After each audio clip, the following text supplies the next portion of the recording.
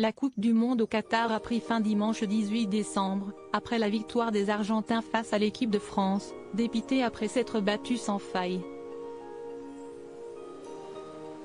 À la fin du match, Emmanuel Macron n'a pas pu s'empêcher de descendre des tribunes pour rejoindre les sportifs, sur le terrain.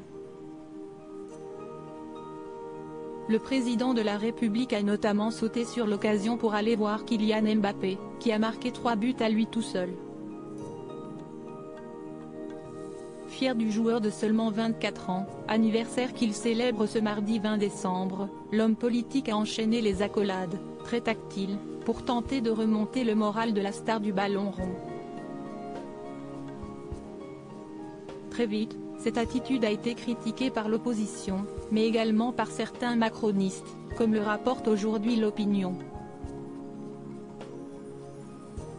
En effet, un proche du chef de l'État a trouvé cette image un peu dérangeante, en concédant qu'il en a trop fait en touchant à maintes reprises un Kylian Mbappé effondré par la défaite de son équipe.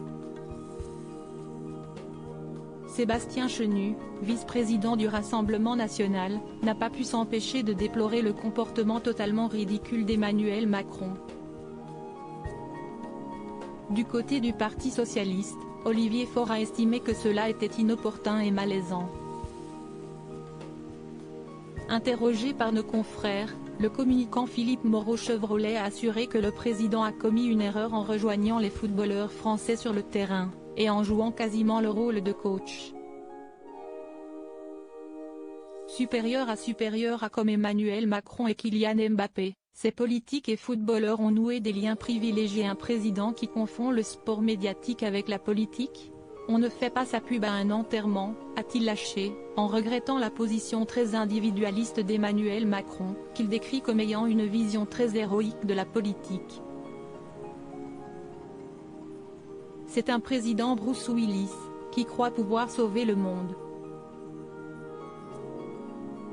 Il pense que son charme va ramener la paix en Ukraine, consoler le pays d'une défaite en Coupe du Monde, etc. A détaillé Philippe Moreau-Chevrolet, Cash. Un parlementaire Renaissance semble également avoir le même avis sur le sujet puisqu'il a déclaré, sans prendre de pincettes, il pense que sa bienveillance peut agir sur les choses, qu'il peut par sa seule intervention panser les plaies du pays.